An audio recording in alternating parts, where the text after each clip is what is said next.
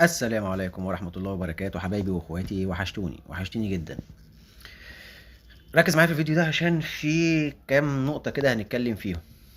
أولهم أحمد حسام ميدو اللي طلع بتصريحات أنت ما تفهملوش. ده معنى التصريحات بتاعته عايز يوصل لحد فين. أول حاجة يقول لك إن الزمالك شاف موسم كارثي بسبب التحكيم، والزمالك بيعرض للاضطهاد. وكمان جاب الكلمة اللي هي بتاعت الجوهري، او الكلام اللي جمهور نادي الزمالك بيردده بقاله سنين. يقول لك جوهري بيقول اعطوا الزمالك العداله، والزمالك هياخد كل البطولات. طيب انا نفسي اشوف فيديو لكابتن محمود الجوهري وهو بيقول اعطوا الزمالك العداله التحكيميه، او العداله، يعني العداله في المباريات، وهو هياخد الدوري او هياخد كل البطولات. نفسي اشوف فيديو بالكلام بتاع الكابتن محمود الجوهري. لو جبت فيديو هقول لك ماشي، انت كده معاك حق، لان كابتن محمود الجوهري اسطوره من اساطير الكره المصريه. عمل كتير، عمل كتير جدا في الرياضه المصريه. بس في نفس الوقت الكلام ده ما طلعش وما شفناهوش غير كلام بيتكتب كتابه فقط. اتحدى اي حد يجيب لي فيديو مخصوص، فيديو واحد لكابتن محمود الجوهري وهو بيقول الكلام ده. وبعدين معلش في الكلمه،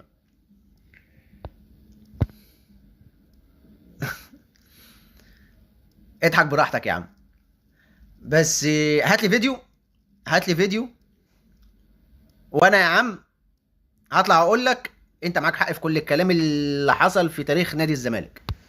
انما هنقعد نتكلم في تصريحات او كلام بيتكتب كده كتابه، وانا بصراحه مش مقتنع بيها. انت ممكن تقتنع بيها بس انا مش مقتنع بيها. وبعدين معلش في الكلمه، الزمالك ايه اللي مضطهد وهو تقريبا اكتر نادي واخد حقه تالت ومتلت؟ ده انت بتتكلم تقريبا اكتريه اهداف نادي الزمالك في اخر 4 سنين كانت كلها ضربات جزاء. اقول لك على حاجه تانية، مباراة يعني اخرهم مباراة نادي انبي اللي انتوا، هقول لك ايه، خدتوا ضربة جزاء من وحي خيال محمود البنا ومحمود عاشور اللي هو كان ماسك الفار. محمود عاشور ده مش هو اللي اداكم الدوري قبل كده في موسم 2021 ولا 2022 ولا ايه؟ وبعدين نسيت الكلمة بتاعت عمرو درديري وهو طلع في منصة من المنصات وهو بيقول لك احنا بنبقى واخدين حقنا مظبوط، بس بنحاول ان احنا نطلع نفسنا ان احنا مظلومين عشان ناخد اكتر من حقنا. ولا انتوا نسيتوا الكلام ده ولا ايه؟ وبعدين معلش في الكلمه، انت جاي تقول يعني النادي الاهلي لما يعني انت كابتن حسين لبيب او هو نادي الزمالك عايز مباراه مودرن سبورت يتاجل على اي اساس عشان خاطر ما يكونش فيه ضغط مباريات، مع العلم ان النادي الاهلي لما انسحب من كاس مصر الموسم اللي فات انسحب عشان خاطر ضغط المباريات او ضغط الماتشات، فبالتالي هو مش هيلعب الموسم ده في كاس مصر. انت بقى عايز تأجل مباراة مودرن سبورت على أي أساس؟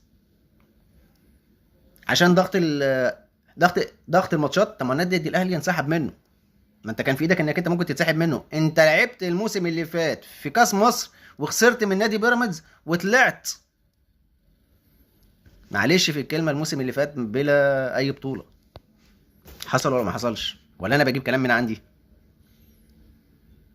ما تفهمش ده يا راجل، ده بيقول لك ان القرعه بتاعه الدور الثاني بتاع الدوري الممتاز حصل الساعه 4 ونص الفجر ولا الساعه 5 الفجر، عشان خاطر ما فيش حد يكون واخد باله من اللي كان بيحصل.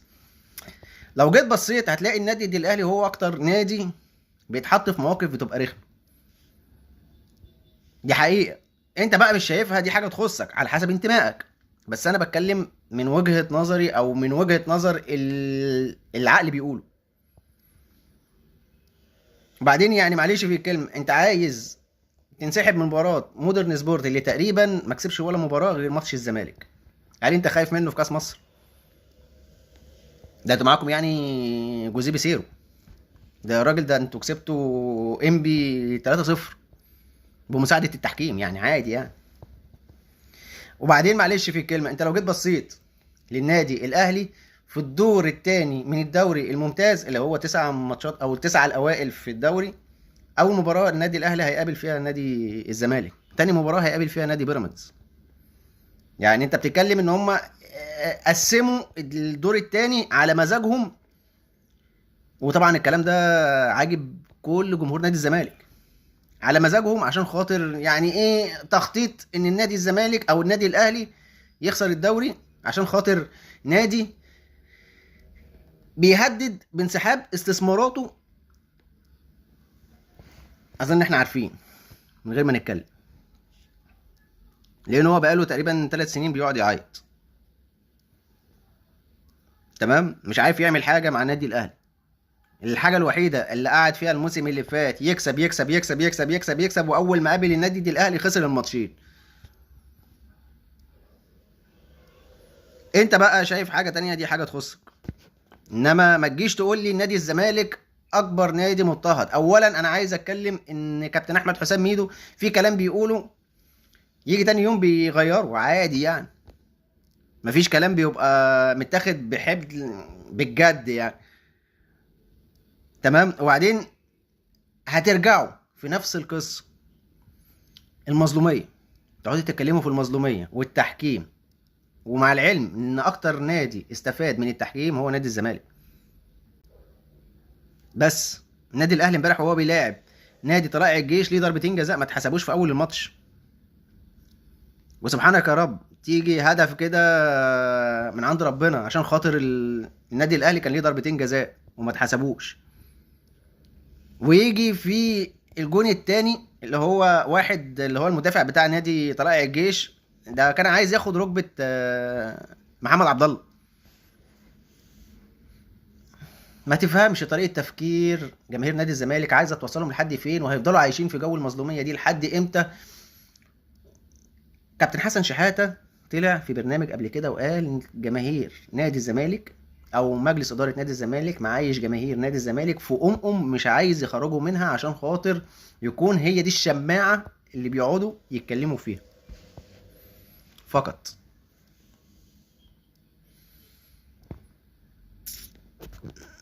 مش فاهم هنفضل كده لحد امتى. وبعدين جاي عايز يأجل ماتش مودرن سبورت عشان خاطر ضغط الماتشات. هو فين ضغط الماتشات اللي على نادي الزمالك؟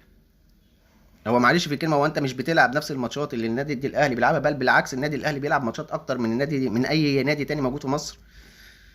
ده انت لو جيت بصيت في اخر 5 سنين هتلاقي النادي الاهلي اكتر نادي مشارك في كل البطولات تقريبا ونادي الزمالك قاعد بيتفرج عليه، وجماهير نادي الزمالك قاعده بتتفرج عليه. فما تجيش تقول بقى ايه ان ضغط ماتشات وعايزين نأجل ماتش. اهو اتحاد الكوره راح جاي قفل لك الباب ضبه ومفتاح، ما عادش فيه تأجيل لاي ماتشات تانية. خلاص جو خلص. الموسم ده هيمشي في الماتشات كده. كان النادي الاهلي عملها في الماتشات بتاعته. فما تجيش تتكلم في جو المظلوميه وتعيش جماهيرك في جو المظلوميه وانت اصلا معلش يعني الدنيا كلها عارفه بعضها يعني. اصل معلش في الكلمه ما تجيبش نادي مودرن سبورت زي نادي الزمالك. نادي الزمالك يكسب معلش في الكلمه بسبع رجله صغير، ممكن يكسب على الواقف بالمعنى الاصح. فما تجيش تجيب مودرن سبورت او تجيب ماتش مودرن سبورت انك انت عايز تاجله عشان خاطر ضغط الماتشات. امال النادي الاهلي ده يعمل ايه؟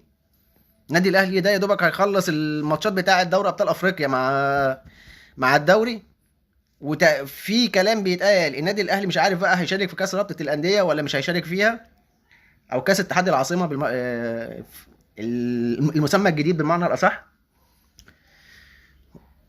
وهيطلع من ده كله وهيشارك في كاس عالم انديه، وانت هتقعد تتفرج عليه.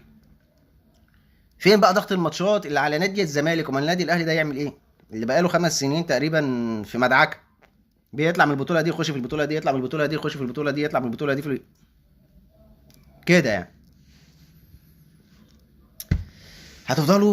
هيفضل جمهور نادي الزمالك او هيفضل مجلس اداره نادي الزمالك مش لاقي حل تاني يتكلم فيه على الاخفاقات اللي بتحصل من نادي الزمالك غير بجو المظلوميه وان نادي الزمالك مضطهد، وان نادي الزمالك بيتعرض للظلم من التحكيم ومش من التحكيم ومش عارف ايه. مش محمود عاشور ده كان ضابط نادي الزمالك الموسم اللي قبل اللي فات؟ مش محمود البنا ده تقريبا ساعد نادي الزمالك في حاجات كتير، وعشان خاطر حالة تحكيمية واحدة ما اتحسبتش الدنيا قامت على محمود البنا. يلا، هنفضل نلف في نفس الدايرة المقفولة دي، او هيفضل جماهير نادي الزمالك هيلف في نفس الدايرة المقفولة دي لحد ما تفهمش بقى لحد امتى. بس اهو بيحاول، ودينا هنشوف، ودينا هنتفرج الفترة الجاية ايه اللي هيتم. انا دلوقتي طبعا وصلت لنهايه الفيديو. طبعا لو عجبك الفيديو ما تنساش تقولي رايك في الكومنتات، وقبل ما اقفل الفيديو ما تنساش تصلي على سيدنا محمد عليه افضل الصلاه والسلام. ودلوقتي اقدر اقول لك سلام.